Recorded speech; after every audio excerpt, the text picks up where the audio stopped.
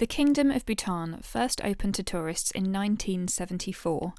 Even now, you have to pay a daily visa fee and be escorted around the country by a Bhutanese guide and driver. This is Karma and Kinga. Butter tea is warm and packed with calories, which helps with lower levels of oxygen at altitude. A traditional house in Bhutan uses levels to accommodate livestock, living areas, and an open roof for drying food. So this is the top of the house, where they dry everything.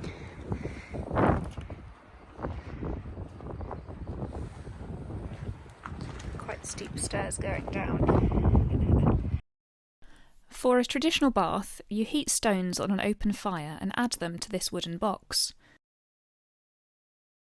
On the other side, there is a private bath with a hatch to let the heat and minerals in. Okay, ready for archery. Archery is the national sport in Bhutan. Not long after I landed, I was offered a go.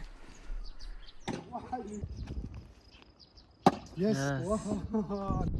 But they usually fire from much further away. Oh. Yes. This painting is the Wheel of Life, which represents the cycle of life, death, and rebirth. There are over 7,000 Buddhist monks in Bhutan. This is Rinpung Dzong. A dzong is a Bhutanese fort, historically used to protect citizens from invasions. Most dzongs have monasteries in them, as well as an administrative section.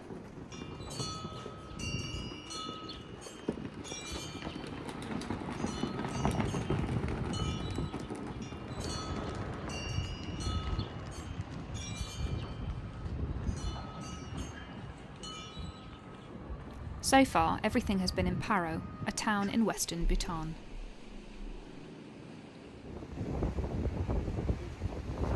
Whenever there's a Momo, say yes. This is Thimphu, the capital of Bhutan. The Big Buddha stands at 169 feet tall. The temple below has 125,000 miniature Buddhas. Thimphu's population is just over 100,000, so there are far more Buddhas than people. Thank you. Thank you. So they used to chop down 108 trees when somebody died, and then the hill ran out of tree. So now instead they put 108 flags on one tree. This memorial chorten was built for the third king, father of modern Bhutan. Prayer wheels are turned in a clockwise direction for blessings or meditation. Ready. Gross National Happiness, GNH, is a holistic approach to measuring the well-being and happiness of Bhutan's population. It was introduced by the fourth king in the 70s and is still used today as an alternative to GDP, Gross Domestic Product. There are 4 pillars of GNH: sustainable development, cultural values, conservation of the natural environment, and good governance. You can see how the cultural values are honoured through the teaching of ancient crafts to young people.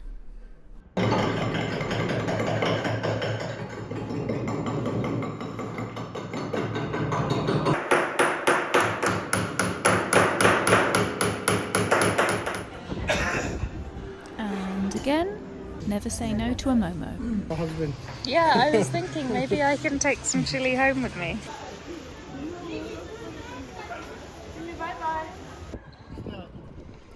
In 1960, Bhutan got its first road. In 1999, it got television and internet.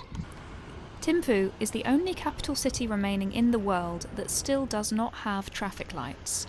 Instead, policemen sit in booths on major intersections using hand signals to direct the traffic.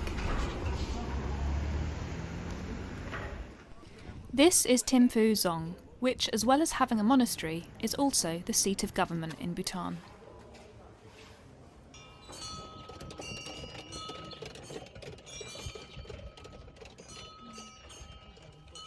Many families send their sons to monasteries as an offering to Buddha. They see it as an honour to let their sons receive free education and follow a spiritual path. Boys from poor or rural backgrounds are often placed in monasteries as young as 5 years old.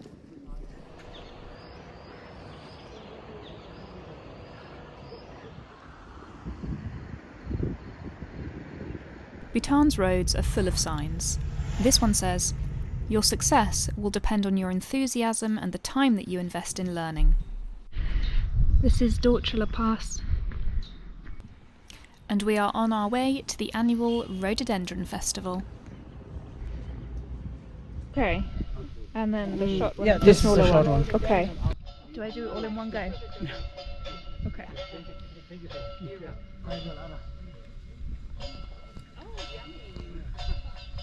I like it. It's not so spicy. Yeah. Thank you. One more? No, thank you. The food's on for free.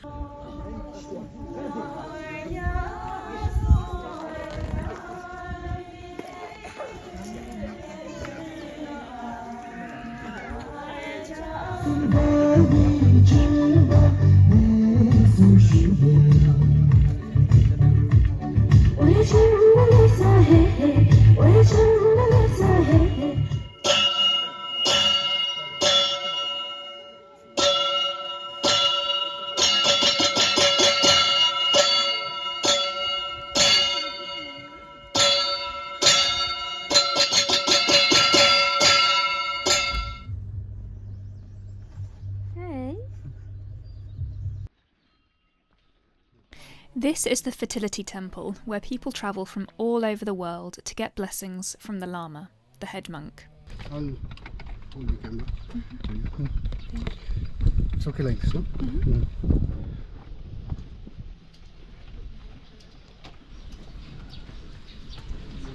Yeah, this one. I decided to ask for a blessing and carried a large wooden phallus on my back as I walked around the temple 3 times. When I re-entered, the Lama gave me blessings and offered a name for a child.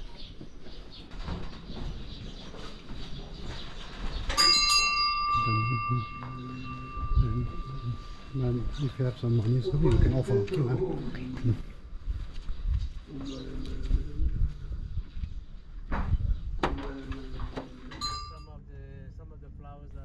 Our final stop was Punakha, which was the capital of Bhutan and the seat of government until 1955, when it moved to Thimphu.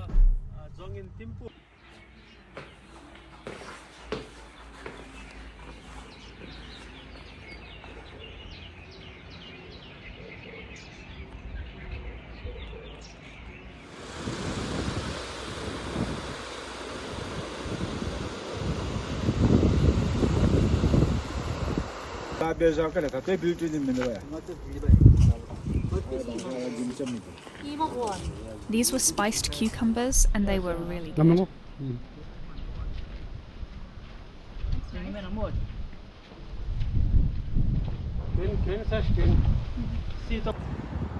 That is the suspension bridge. There are many mantras and prayers of the Buddha, and here's one. Oh, it's getting wobbly. No one saves us but ourselves. No one can, and no one may. We ourselves must walk the path. On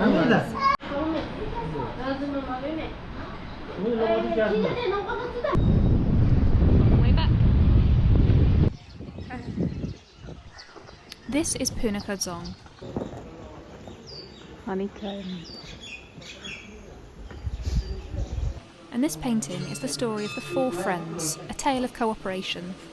It illustrates how each member of a group brings different strengths and weaknesses, and when they work together, they can accomplish things they cannot do alone. In Bhutanese temples, there are often 3 icons. In the centre is Buddha, with Guru Rinpoche and Shabdrung either side. Guru Rinpoche brought Buddhism to Bhutan, and Shabdrung was the unifier who founded Bhutan and ruled the country for over 35 years. He passed away in 1651, but his death was concealed for over 54 years to prevent a dynastic struggle. The local governors kept his death a secret, so they could continue to issue orders in his name. They told people he was on a long, silent retreat. Hello. And the girl, and there's one boy from here. They two fell in love. Okay. Yeah. So there was a Romeo and Juliet story here, not about the balcony. I think that's coincidence. But her father didn't want her to marry this guy. She wanted to marry someone wealthy. So she jumped in the river. But then the boyfriend heard and jumped in a fire. But because Buddhas believe in rebirth, Singay and Galem meet again in another life, in this house where they find happiness together after wearing out their bad karma. Around 50 pilots globally are qualified to land at Paro Airport in daylight hours only. It is in a valley in the Himalayas with a short runway, about 1/4 mile long, tall mountains all around, and unpredictable weather. However, the views? Amazing.